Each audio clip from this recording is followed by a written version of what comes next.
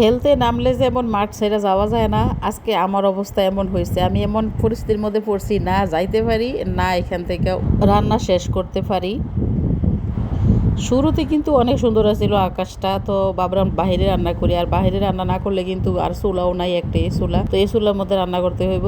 তো যখনকার রান্না করতে বসছিলাম তখনকে একটু আকাশটা মেঘলা মেঘলা আসছিল, তো তেমন মেঘ আসছিল না। তো রান্না যখন অর্ধেক হয়ে গেছে তারপর থেকে শুরু হয়ে গেছে বৃষ্টি। এখন এমন অবস্থা বৃষ্টির, না আমি উঠতে যেতে পারি না রান্না শেষ করতে পারি। তো কি আর করার, আমিও হাল ছাড়ার পাত্রী না, আমিও একটা মোড়া এনে একটু শক্ত ফক্ত করে বসে নিলাম, কারণ যদি ঝড় তুফান না হয় তাহলে তো আর সমস্যা নাই, এমনিতে বৃষ্টি পড়লে বৃষ্টির মধ্যে বসে রান্না করতে পারবো। তো অনেকক্ষণ যাবত কিন্তু ভিজলাম, ভিজার পরে দিয়ে চুলো ভিজে যেতেছে, তারপর উপর থেকে পানি পড়তেছে পাতিলের মধ্যে। তারপর আমার মেয়েরে ছাতা দিয়ে দিলাম, আর আমরা ছিলাম 3 জন রান্না করার লোক, আমি রাশোফা, ছোট আম্মা আর আমার মেয়ে ছিল, মানে ছাতা নিয়ে দাঁড়ায় থাকার আর কি, ছাতা আর হলো ভিডিও।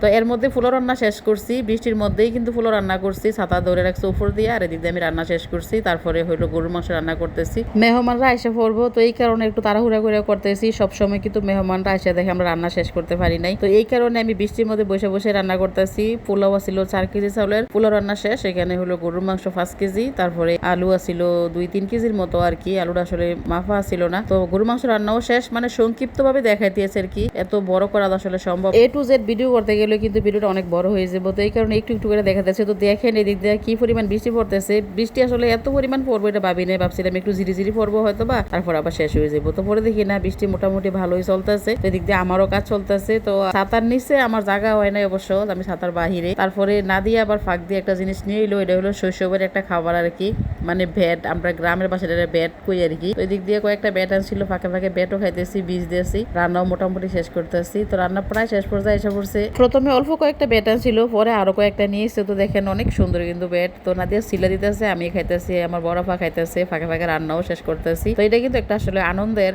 বৃষ্টিতে ভিজতেছি তারপরে রান্না করতেছি, এদিক দিয়ে ভ্যাট খাইতেছি। তো রোস্ট করা শেষ হয়ে গেছে। তো সবাই আসলে আবার ওই রোস্টের মুরগিটা খায় না, যেমন আমি খাই না, রাশিয়াফা খায় না, এর মধ্যে রাশিয়াফার বাচ্চারাও খায় না, আর ব্রয়লার মুরগি মোটামুটি সবাই খায়। তো ব্রয়লার মুরগি একটা করতেছি, আর হলো রোস্ট করা শেষ আর কি। সাথে ছিল কলার ভর্তা, তারপরে ছিল পুঁই শাক দিয়ে চিংড়ি মাছ দিয়ে। তো সবাই আসলে গরু মাংস মুরগি মাংস দিয়ে ভাত তেমন একটা খাইতে পারে না, তো এই কারণে এক্সট্রা হলো পুঁই শাক, করলা দিয়া, শুটকি দেওয়া রান্না, আর হলো কলার ভর্তা।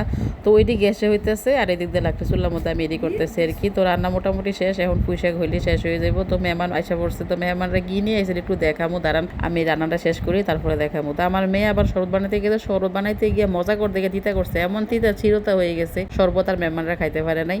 তারপর ফাঁকিতে আমি উইটা এসে আবার কয়েকটা পিঠা খাইলাম, এই পিঠা কিন্তু আমার অনেক পছন্দ, উপরের পিঠা দিয়ে আর কি, এটি কিন্তু তেলে ভাজা মশমশা, এই পিঠা খাইতে আমার কাছে অনেক ভালো লাগে। তো আমার আন্টি মানে মাউই আর কি, মাউই আবার পিঠা নিয়ে এসে, এটা হলো যে পাতিল নিয়ে ঢুকলো, এই হলো আমার ডার্লিং। তো ডার্লিং এ পাতিলি নিয়ে যেতেছিল, তো এর ফাঁকে একটু ডার্লিং একটু ভিডিও করে নিলাম, আর রাশোফা বানাইতেছিল ভর্তা।